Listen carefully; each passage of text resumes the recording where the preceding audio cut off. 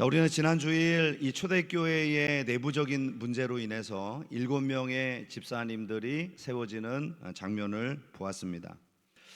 그 중에 이 스데반 집사라고 하는 분은 이 구제 사역, 이 교회 안에 있는 이런 행정적인 사역들뿐만이 아니라 복음을 증거하고 성경을 가르치는 일에도 두각을 드러냈던 그런 리더였던 것 같습니다. 사도행전 7장에 보면 그가 회당에서 복음을 전하게 되는데요, 많은 유대인들 그리고 당시의 종교 지도자들을 대상으로 이 논쟁을 하거든요. 성경의 논쟁을 하게 되는데 그 성령과 지혜로 가르치는 말씀을 그들이 감당하지 못했다, 이런 구절이 나옵니다. 그러니까 이 집사님은 단순히 교회에 오래 다니고 신앙에 좋은 본만을 가진 분만이 아니라 상당히 이 성경적인 식견도, 신학적인 소양도 잘 갖춘 사람이었던 것 같습니다. 결국 그들은 이 스데반을 감당할 수 없기 때문에 자기들이 가지고 있는 고전적인 방법을 가지고 이 스데반을 핍박하기로 결정했습니다. 그것이 뭔가요? 이제까지 우리가 쭉 봤잖아요.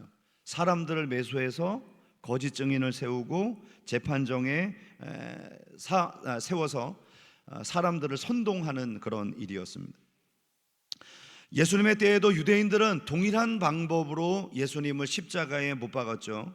평소에는 이 바리새인과 사두개인이 하나가 안 됐거든요. 왜냐하면 신학도 다르고 또 가치관도 다르고 노는 물도 달라요.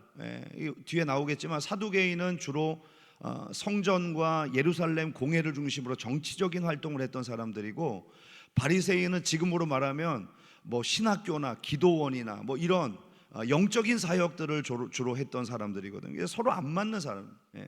그런데 예수님을 죽이는 일에는 하나가 된 거죠. 평소에는 이들이 서로 대립을 하다가 당시 예수님을 죽이는 일에 하나가 되어서 거짓 증인을 매수하고 예수님을 죽이는 데 앞장섰던 것입니다. 지금 스데반에게도 동일한 패턴으로 지금 대하고 있는 것이죠. 그가 죽임을 당하는 광경에서 우리는 이 사울이라는 청년이 오늘 본문에 잠시 등장하는 모습을 볼 수 있습니다. 오늘 본문은 신실한 하나님의 일꾼이었던 스데반의 죽음에 대한 사건을 다루고 있지만 이 사건에 앞장섰던 사울이라고 하는 이 청년에 대해서도 설명하는데, 이 사람이 이제 본격적으로 활동하게 되는 장면을 볼 수 있게 됩니다. 그리고 이 청년은 훗날에 이 바울이라고 하는 이름으로 계명을 하게 되는데요, 우리가 알고 있는 사도 바울이 바로 이 사울이라고 하는 오늘 이 청년입니다. 그러므로 스데반의 희생은 상당히 가슴 아픈 일이었지만 그 희생이 씨앗이 되어서 바로 한 청년의 마음을 바꾸어 놓았고, 그것이 선교의 문을 활짝 여는 열매가 되었던 것이죠. 그러므로 오늘 우리는 희생은 하나님의 씨앗이다, 이런 제목으로 함께 말씀을 나누려고 합니다. 먼저 오늘 본문은 상당히 끔찍하고 무서운 이야기로 시작됩니다. 1절 말씀을 보실까요? 사울은 그가 죽임당함을 마땅히 여기더라. 그날에 예루살렘에 있는 교회에 큰 박해가 있어 사도 외에는 다 유대와 사마리아 모든 땅으로 흩어지니라. 우리는 여기에서 앞으로 온 세계에 복음을 실어 나르는 아주 요긴하게 쓰임받는 인물, 이 사울이라고 하는 사람에 대해서 아주 간단한 소개가 주어진 것을 볼 수 있습니다. 그에 대한 첫 번째 보고는요, 상당히 부정적인 내용입니다. 그는 스데반을 돌로 치는 결정에 찬성표를 던졌던 사람이었고요, 기꺼이 이 스데반의 죽음이 정당한 죽음이라는 것을 증거하기 위해서 증인들의 자리에 서서 그 옷을 지키고 있었습니다. 그리고 여기 8장 1절에 보니까 그가 잔인하게도 이 스데반의 죽음을 마땅히 여겼다, 당연한 죽음으로 여겼다는 것이죠. 이 사건을 발판으로 해서 사울은 갑자기 출세의 가도를 달리기 시작합니다. 이 장래가 촉망받는 이 청년이 교회를 박해하는 일에 발탁이 되어서 활약을 하기 시작한 거예요. 3절에 보실까요? 사울이 교회를 잔멸할새 각 집에 들어가 남녀를 끌어다가 옥에 넘기니라. 여기서 이 교회를 잔멸했다라고 하는 이 구절은요, 교회에 큰 파멸을 초래했다라고 하는 의미입니다. 아마도 이스라엘 내에서는 이 사울이라는 사람보다 교회를 박해하는 것을 더 잘할 사람이 없다고 할 정도로 이 사울은 열심으로 이 일에 헌신했습니다. 훗날 바울이요, 자기가 예수님을 영접하고 이제 복음을 전하게 되는데 자신이 예전에 했던 이 행동을 이렇게 수레하고 있습니다. 사도행전 22장 4절입니다. 내가 이 돌을 박해하여 사람을 죽이기까지 하고 남녀를 결박하여 옥에 넘겼으니. 아마도 바울은 평생 동안 자신이 했던 이 일에 대한 정말 무거운 중압감을 가지고 있었을 것입니다. 내가 죄인인데, 내가 예수님을 믿는 그 소중한 사람들을 저렇게 죽이기도 하고 옥에도 넘겼는데 그러지 않았겠어요? 그가 중점적으로 했던 일은 교회를 박해하고 유대교의 교리를 따르지 않는 성도들을 잡아다가 옥에 가두고 그 중에서 주동자가 되는 사람들은 재판에 넘겨서 죽이는 일을 했다는 거예요. 바울이 나중에 복음을 전하다가 체포가 되어서 재판을 받게 되는데요, 자신을 신문하고 있던 아그리빠 왕에게도 이렇게 고백합니다. 사도행전 26장 10절 이하입니다. 예루살렘에서 이런 일을 행하여 대제사장들에게 권한을 받아가지고 많은 성도를 옥에 가두며 또 죽일 때에 내가 찬성 투표를 하였고 또 모든 회당에서 여러 번 형벌을 하여 강제로 모독하는 말을 하게 하고 그들에 대하여 심히 격분하여 외국 성에까지 가서 박해하였고. 바울은 과거에 이처럼 기독교를 박해했던 이력을 가지고 있었습니다. 아마 여기에 계신 분들 중에도 과거에 기독교를 박해하거나 예수 믿는 가족을 박해했던 이력을 갖고 계신 분들 혹시 안 계세요? 저 교회 다니는 것들 막 이러면서 그랬던 기억이 없습니까? 근데 여기 오늘 와서 앉아 계시네요. 사람이 어떻게 될지 모르죠. 바울도 생각했을 거예요.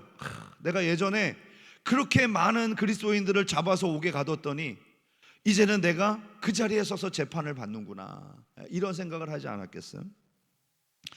어쨌건 우리가 앞선 말씀에서 보듯이 사울은 유대교에서 학문과 율법에 대해서라면 열심으로 이미 유명한 사람이었어요. 야, 저 사람은 율법 지키는 거 말도 하지 마, 사울처럼만 하라 그래. 기독교 박해하는 거 사울처럼만 하라 그래. 아마도 여러분 당시에 그리스도인들 중에서 말 안 듣는 애가 막 찡찡대고 울면은 너 사울이 너 잡으러 온다? 그러면 뚝 굳힐 정도로 사울은 이미 교회에서 그리스도인들에게는 너무나도 두려운 존재였던 것이죠.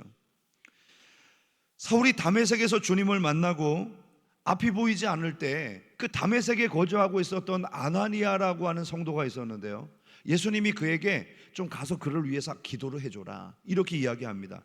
그때 이 아나니아가 즉시 반대하면서 무슨 말을 했죠? 사도행전 9장 13절 14절입니다.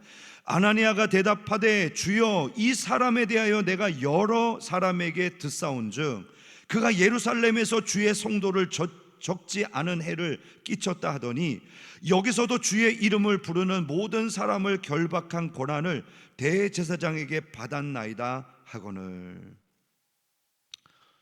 사울은요, 유대 땅에서 뿐만 아니라 외국에서도 유명한 사람이었어요. 그래서 막 외국까지 다니면서 그리스도인들을 박해했죠. 그리고 다메섹에 있는 사람들도 이 사울이 회심했다는 이야기를 들을 때 이 사람이 이 돌을 믿는 사람을 예루살렘에서 결박하여 대제사장에게 넘기던 자가 아니냐, 이 외국 성에 있는 다메섹에 있는 사람들까지도 이 사울을 알고 있을 정도로 그렇게 유명한 사람이었습니다. 교회 입장에서 사울의 회심은 도저히 일어날 수 없는 불가능한 일이었습니다. 우리는 앞으로 사울이 회심한 이후에 예루살렘에 돌아와서 이 사도들과 교제하기를 원하는데요, 이 사도들조차도 그를 두려워했고 예수님의 제자가 되었다는 사실을 쉽게 받아들이지 못했던 것을 볼 수 있죠. 자, 이것이 사울이라고 하는 인물에 대한 소개입니다. 이제 우리는 이 사도행전을 통해서 이 사울이 어떻게 변화를 받고 헌신하며 세계 선교의 사역을 감당하게 되었는가를 보게 될 것입니다. 전에는 기독교를 핍박하던 사람으로 유명하던 그 인물이 이제는 복음을 전하고 선교하는 데 유명한 인물이 되는 것이죠. 우리가 이 사울이라고 하는 인물의 극적인 변화를 통해서 알 수 있는 것이 뭘까요? 한번 따라해 볼까요? 사울이 변했다면 나도 변할 수 있다. 예. 아니, 사울 같은 사람이 변했는데 왜 내가 못 변합니까? 또 한 가지, 사울이 변했으면 가족도 변할 수 있다. 예. 그렇게 교회 나가자 그래도 말 안 듣는 자식들, 남편, 아내는 없나? 아내, 예. 손주들, 야, 내 당대에 그들이 교회를 나올 수 있을까? 뭐 이런 기도 제목이 있잖아요. 저 사람은 절대 안 바뀔 것 같아. 그런데 사울이 변했다면 남편도 바뀔 수 있고요, 사울이 변했다면 자식도 바뀔 수 있고요, 사울이 변했다면 그 누군가도 바뀔 가능성이 충분하다는 거예요. 왜일까요? 사울의 변화는 하나님이 주신 변화였기 때문인 줄로 믿습니다. 여하튼 이 사울이라고 하는 청년이 주도함으로 예루살렘 교회에는 큰 박해가 일어나게 됩니다. 물론 이전에도요, 이 교회에 여러 가지 박해가 있었죠. 그 첫 번째 박해가 뭐였죠? 사두개인들이 중심으로 한 이 예루살렘 공회의 박해였잖아요. 자, 이들은 자신들의 교리와 배치되는 이 신앙을 갖고 있었던 초대교회를 박해했습니다.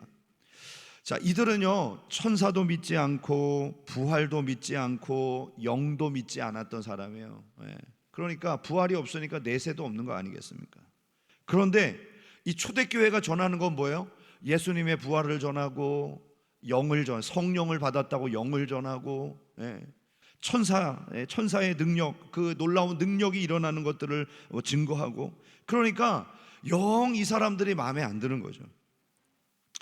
자, 이때만 해도 이 바리새인들의 핍박은 그렇게 거세지 않았습니다. 이 초창기 교회에 대한 박해는 사두개인보다 바리새인들이 좀 더 온화한 태도를 취하고 있어요. 왜냐하면 이 바리새인의 수장이며 사울의 스승이었던 가말리엘이라고 하는 사람이 있는데, 이 사람이 그런 얘기를 했거든요. 이 사람들 가만둬라. 만약에 이들이 자기들 스스로 일어난 무리라면 하나님이 가만두겠냐? 스스로 망할 것이고, 만약에 이들이 하나님의 은혜로 말미암아 지금 이 일을 하고 있다면 너희들이 하나님 대적하는 건데 괜히 건드려서 하나님의 뜻을 반하는 일을 하지 말고 우리 이 일은 지켜보자, 이렇게 이야기했단 말이죠. 자, 그런데 집사 스데반의 등장으로 인해서 이 핍박의 양상이 바뀌게 된 것입니다. 그 이유가 뭘까요? 이 스데반이 헬라파 사람들을 대변하는 지도자였다는 것이죠. 자, 저번 주에 우리가 공부했죠. 초대교회의 구제의 문제는 헬라파 사람들의 불만으로 시작이 되었습니다. 교회는 이 일을 잘 수행할 수 있도록 헬라파 출신 중에서 지도자를 세웠단 말이죠. 자, 그러니 헬라파 성향을 가진 스데반의 활동이 정통 유대주의자였던 이 바리새인 사울에게는 너무나도 거슬리는 일이었던 것이죠. 그리고 그의 복음을 증거하는 내용을 들어보니까 자기가 기존에 가지고 있었던 유대교의 율법과는 너무 다른 거예요. 그러니까 이 바울이 격분해서 교회를 핍박해야 되겠다는 강한 결정을 하게 되었던 것입니다. 결국 이와 같은 문화적이고 교리적인 대립이 스데반을 죽음으로 몰아갔고요, 이 박해로 인해서 급속도로 성장해 가던 예루살렘 교회는 흩어지기 시작하는 것입니다. 많은 신자들이 속속이 예루살렘을 떠나야만 했습니다. 예루살렘 교회는 지금까지 여러 가지 어려움이 있었음에도 불구하고 견고히 자리를 지켜왔습니다. 그러나 이 바리새인들이 핍박의 가세함으로 인해서 지금 흩어질 수밖에 없는 상황을 만난 것이죠. 자, 우리는 바로 이 시점에서 한 가지 의문을 떨쳐버릴 수가 없습니다. 도대체 왜 이런 핍박이 초대교회에 일어나야 하는 걸까요? 하나님이 살아계시다면 어떻게 이렇게 성령 충만한 교회가 갑자기 핍박의 자리로 들어갈 수 있단 말입니까? 하나님은 왜 이 성도들을 핍박받도록 방임하고 계시는 것일까요? 하나님은 스데반을 살릴 능력이 없으셨나요? 왜 엘리야를 위해서는 천군 천사를 동원해서 그를 지켜주셨는데 스데반은 죽도록 그냥 내버려 두신 것입니까? 이제까지 승승장구하는 것처럼 보였던 예루살렘 교회, 여간 핍박을 받아도 도리어 큰 부흥을 위해서 노력하고 애썼던 오뚜기와 같은 그 교회가 어떻게 이렇게 처참하게 무너지게 된 것일까요?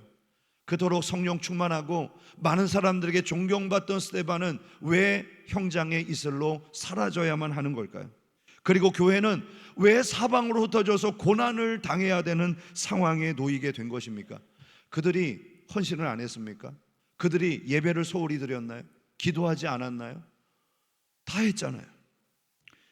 근데 여러분, 이 외면해 보이는 이 핍박은요, 우리가 육안으로 볼 수 없는 하나님의 손길이 숨겨져 있는 사건이었습니다.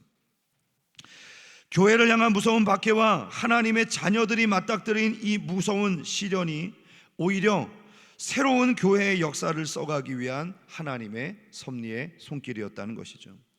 4절과 5절 말씀을 보실까요? 그 흩어진 사람들이 두루다니며 복음의 말씀을 전할세 빌립이 사마리아 성에 내려가 그리스도를 백성에게 전파하니. 자, 먼저 오늘 우리는 이 박해로 인해서 흩어진 이 성도들이 무엇을 하고 있는지를 주목해 볼 필요가 있습니다. 그들은 먼저 온 유대와 사마리아 지역으로 들어가기 시작했어요. 예루살렘에만 머물고 있었던 성도들이 유대 땅으로 흩어졌습니다. 사마리아 지역까지 내려가게 되었습니다. 우리는 바로 여기서 바울이 했던 한 가지 중요한 진리를 발견합니다. 로마서 8장 28절, 우리가 알거니와 하나님의 사랑하는 자 곧 그 뜻대로 부르심을 입은 자들에게는 모든 것이 합력하여 선을 이루느니라. 사단이 가져온 이 악한 계획, 성도들을 핍박 가운데 몰아넣는 이 위험한 환경들, 그들이 당했던 슬픔과 아픔까지도 하나님은 선으로 바꾸어서 좋은 열매를 더해 주신다는 것이죠. 예수님은 부활하신 후에 제자들과 함께 하시다가 승천하시기 직전에 한 가지 중요한 명령을 주셨거든요. 마가복음 16장 15절, 너희는 온 천하에 다니며 만민에게 복음을 전파하라. 이게 예수님의 명령이었단 말이에요. 하지만 지금 예루살렘에서 벌어지고 있는 일들은 그들의 마음을 사로잡기에 너무나도 흡족한 일이었습니다. 그들의 모임 가운데는요, 언제나 성령께서 임재해 주셨어요. 막 찬양만 드리면 은혜가 넘치고, 성도들과 교제하면 막 사랑이 넘치고, 교회만 오면 즐겁고, 먹을 것도 주고, 부자들이 자기의 물질을 막 가난한 사람들에게 나눠주고, 야, 이게 살아있는 교회지, 이게 성도들의 나눔이지, 막 이런 은혜가 늘 넘쳐나는 거죠. 그래서 예루살렘의 성도들은 예루살렘을 떠나고 싶지 않았어요. 늘 교회에만 있고 싶었어요. 물론 그들이 전도를 안 한 것은 아닙니다. 근데 그 복음이 예루살렘 안에만 있는 거예요. 예루살렘만 충만한 거예요. 그들은 예루살렘에 거하는 일은 너무나도 행복하고 안전한 일이었습니다. 여러분, 사람은 누구나 편안함을 추구하잖아요. 아무런 도전도 경량도 없이 우리의 삶이 평탄하면 좋겠다, 이게 우리의 마음이지 않습니까? 그래서 사람들은 그저 편안하고 늘 좋은 곳에 안주하고 싶어하는 마음이 있는 것입니다. 그런데 이 예루살렘 교회를 향하신 하나님의 뜻은 뭐죠? 그들이 과감하게 예루살렘을 벗어나서 온 천하에 다니며 만민에게 복음을 증거하는 거였어요. 예수님께서 제자들에게 뭐라고 말씀하셨죠? 그들이 성령을 받은 후에는 예수님의 증인이 되어서 예루살렘과 온 유대와 사마리아와 땅끝까지 이르러서 증인이 될 것이다, 사역할 것이다 말씀하지 않았습니까? 그런데 오늘 본문에서 이 사도행전 1장 8절에 주셨던 그 예언적인 명령 중에서 온 유대와 사마리아까지 복음이 증거되리라는 이 2단계와 3단계가 동시다발적으로 이루어지는 모습을 볼 수가 있습니다. 흥미로운 것은 이때에 사도들은 여전히 예루살렘 교회를 지키고 있었고요, 대다수의 성도들이 흩어졌다는 것입니다. 예루살렘 교회는 누가 지켰다고요? 독수리 오용재가 지킨 것이 아니라 사도들이 지키고 있었다고, 사도들이. 그리고 복음을 들고 온 세상으로 흩어지는 역할은 평신도들, 성도들이 행했던 것입니다. 예루살렘에서 흩어진 성도들의 사역을 통해서 평신도 사역이 본격적으로 시작되고 있는 것이죠. 여러분, 이제까지 이 초대교회의 역사는 대부분 사도들을 중심으로 이루어졌거든요. 그리고 조금 시간이 지나니까 세워진 7명의 집사, 리더들을 통해서 기적과 이사와 복음 증거가 이루어졌단 말이죠. 그런데 이 예루살렘에 일어난 본격적인 박해로 인해서 이 복음이 확산되기 시작한 것입니다. 그동안 사도들에게 집중되어 있었던 이 사역이 평신도들에게 이양이 된 것이죠. 바로 이것이 하나님의 밑그림이었어요. 이 박해를 통한 하나님의 뜻이었던 것입니다. 박해는 그들에게 아픔이었지만 이 일로 인해 교회는 더 성숙한 사역을 감당하는 공동체가 되었던 것입니다. 자, 이 부분에 대해서 조금 더 자세하게 살펴볼게요. 흩어진 사람들은 가는 곳마다 복음을 전파했어요. 1절과 4절에 보면 이 흩어졌다라고 하는 말이 2번 등장을 하는데요. 여러분, 박해는 복음의 씨앗을 사방으로 흩어지게 만드는 일이었습니다. 이 흩어졌다라고 하는 말이 헬라어로 디아스페이로라고 하는 단어를 쓰고 있는데, 이 사전적인 의미는 뭐냐면요, 씨를 뿌린다, 이런 의미예요. 흩어졌다, 씨를 흩어 뿌린다, 이런 의미입니다. 자, 본문을 기록하고 있는 누가의 관점에 의하면 복음을 전하다가 죽임당한 스데반의 이 일, 박해로 인해서 온 세상으로 흩어질 수밖에 없었던 성도들의 이 모습은 바로 하나님께서 세상에 흩어 뿌린 씨앗과 같은 일이다, 이렇게 보았던 것입니다. 우리가 성경을 통해서 늘 배우는 일이지만 원수로 인해 곤란을 겪는 것보다 평안할 때 오는 위험이 더 크다는 거 우리 아시잖아요, 그죠? 원수들 때문에 고난을 당하고 힘들 때는 오히려 기도하고 하나님을 의지하기 때문에 더 강해지거든요.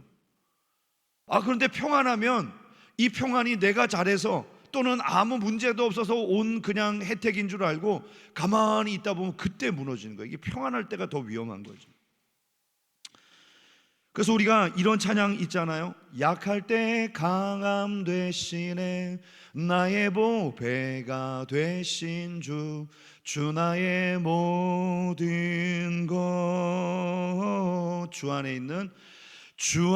있는 보물을 나는 포기할 수 없네, 주 나의 모든 것. 그래, 우리는 약할 때 오히려 강하게 되는 거죠. 고린도후서 12장 10절에 이렇게 말합니다. 그러므로 내가 그리스도를 위하여 약한 것과 능욕과 궁핍과 박해와 공고를 기뻐하노니 이는 내가 약한 그때에 강함이라. 우리는 많은 때에 사탄이 우리의 연약함을 공격하기 때문에 무너진다고 생각을 합니다. 하지만요, 제가 볼 때 저의 경험 또 주변에서 이렇게 보면 사탄이 주로 공격하는 부분은 우리가 자신 있다고 생각하는 그 부분이에요.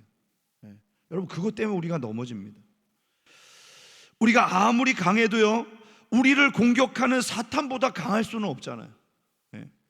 결국 우리가 무너지게 되는 것은 자만 때문입니다. 난 할 수 있어, 나는 이 부분은 자신 있어. 여러분, 그걸 사탄이 공격한다는 거예요. 고린도서 10장 12절에 그런즉 선줄로 생각하는 자는 넘어질까 조심하라. 여러분, 자만감의 대표 주자였던 사람이 베드로였잖아요. 그는 예수님을 바라보고 물속으로 뛰어들 정도로 큰 확신을 가지고 있었던 사람입니다. 자, 그렇기 때문에 그는 자만감을 가지고 있었습니다. 예수님이 죽임을 당할 것이라는 그 말에도 주님 걱정하지 마세요, 다른 사람이 주를 다 버릴지라도 저는 주님을 버리지 않고 주님을 끝까지 지키겠습니다, 제가 주님의 생명을 지켜드리겠습니다, 이렇게 이야기했어요.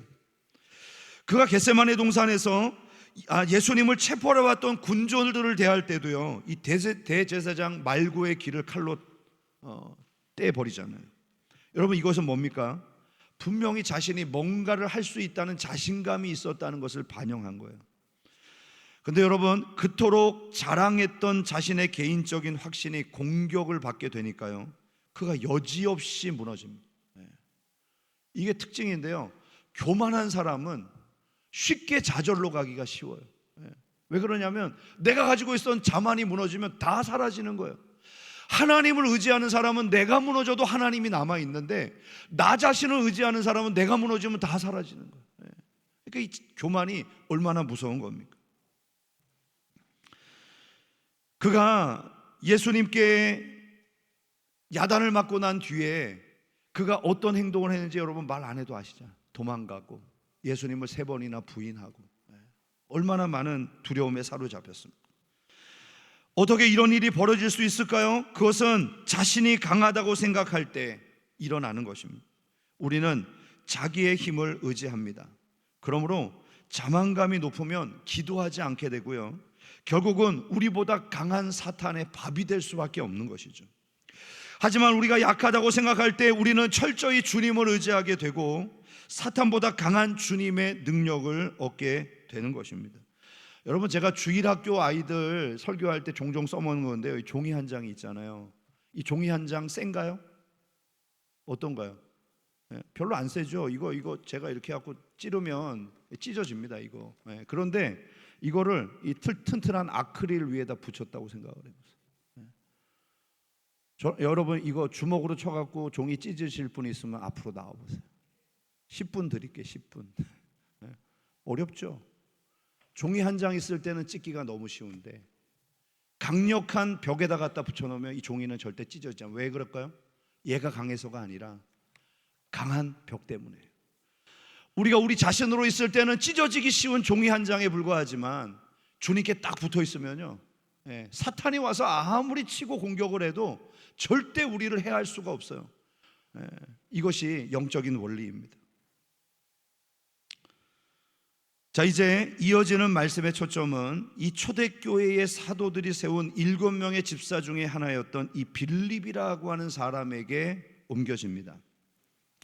자, 이 빌립 집사는 스데반과 더불어서 이 초대교회의 물질 나눔을 시중드는 일, 즉 구제의 일을 위해서 선택된 분이었다는 사실을 상기해 보십시오. 그런데 이분이 박해를 피해서 간 곳이 어딘가요? 5절 보실까요?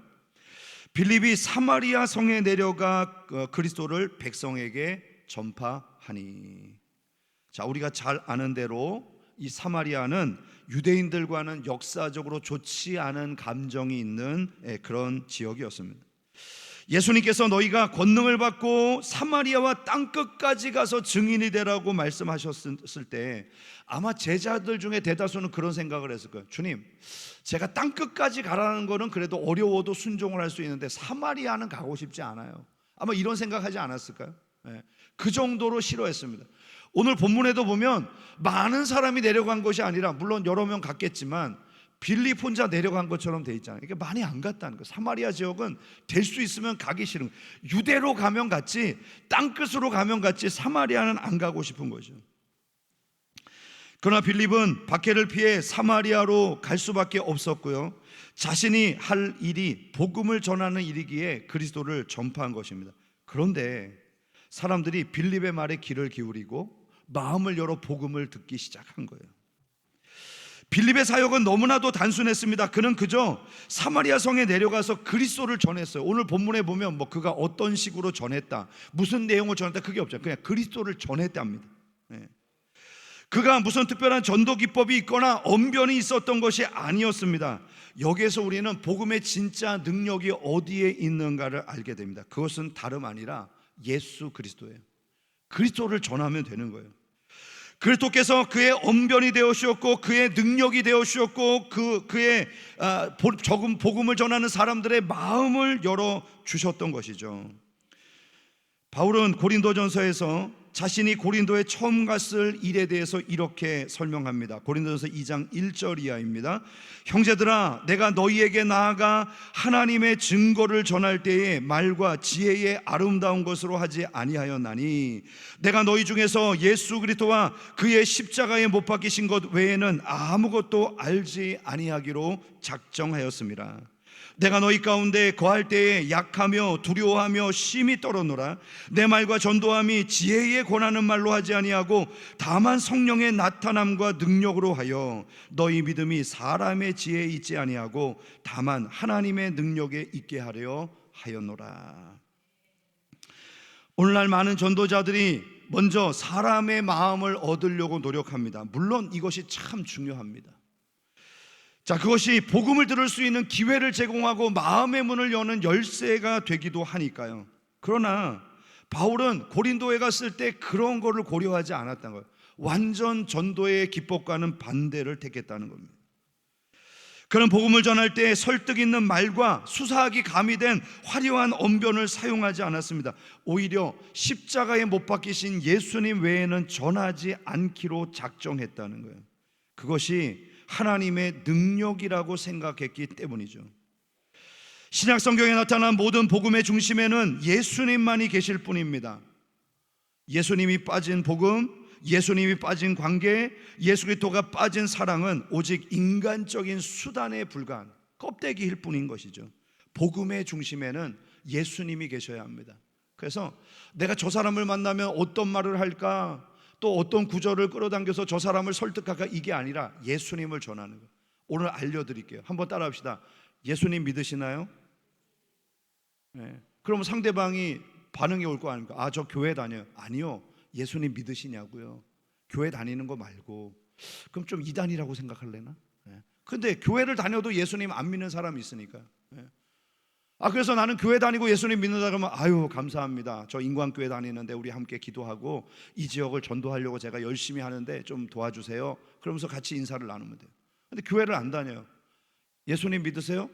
안 다녀요. 그럼 어떻게 해야 될까요? 따라합시다. 그래도 예수님을 믿어야 합니다. 제가 얘기를 해볼 테니까요, 그대로 그래도 예수님 믿어야 합니다 계속 하는 거예요. 저는 바빠서 교회 안 나가요. 아, 저는 교회 다니는 사람 때문에 상처를 받았어요. 저는 아무리 믿으려고 해도 안 믿어져요. 얼마나 예수님만 전하는 거죠.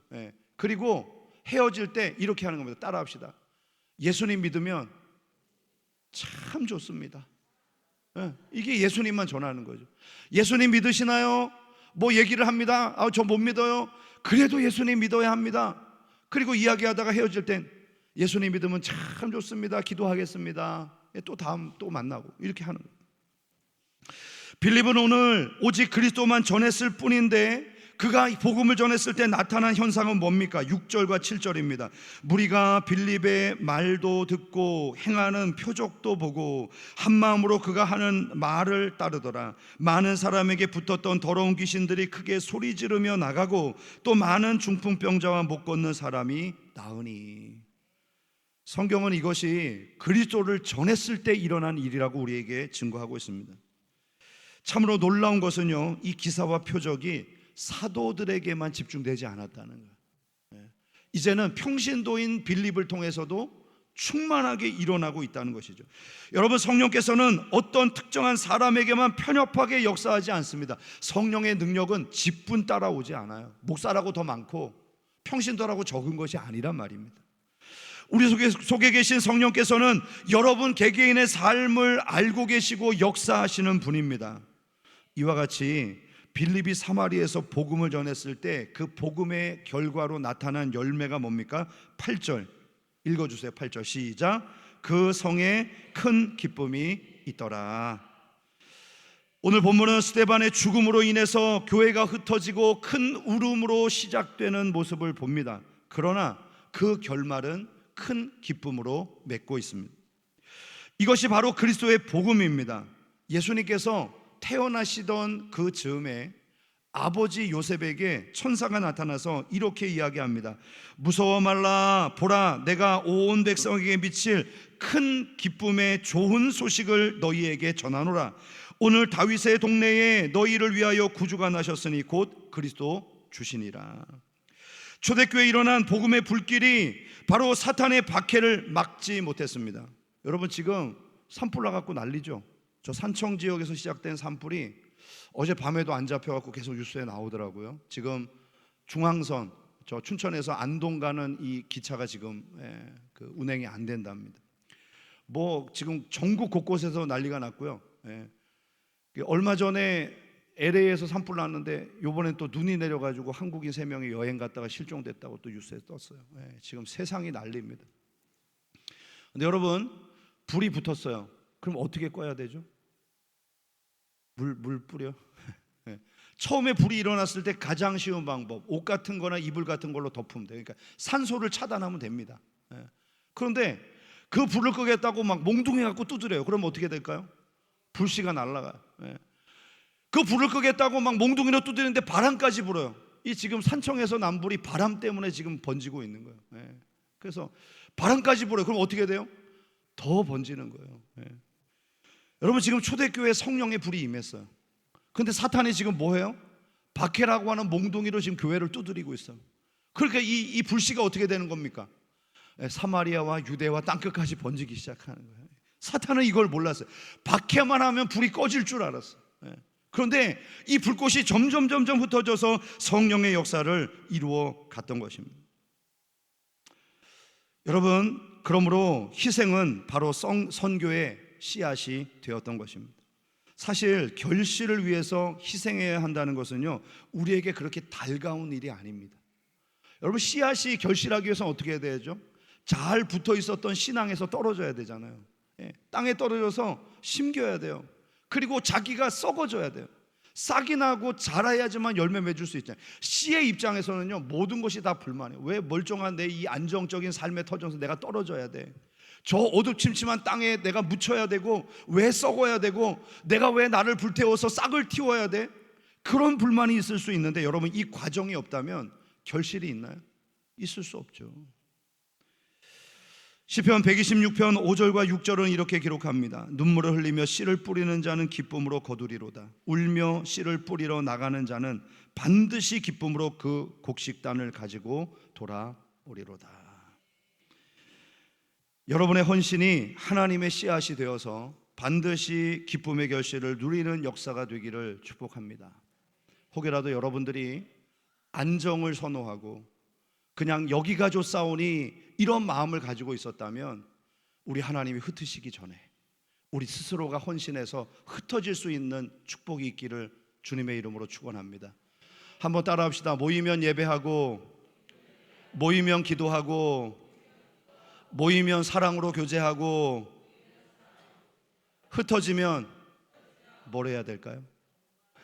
전도하고, 예수님을 전하고, 열심히 예수님의 모습을 드러내고.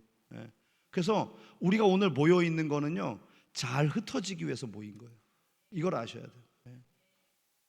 그런 놀라운 열매들이 저와 여러분들에게 있기를 주님의 이름으로 축원합니다.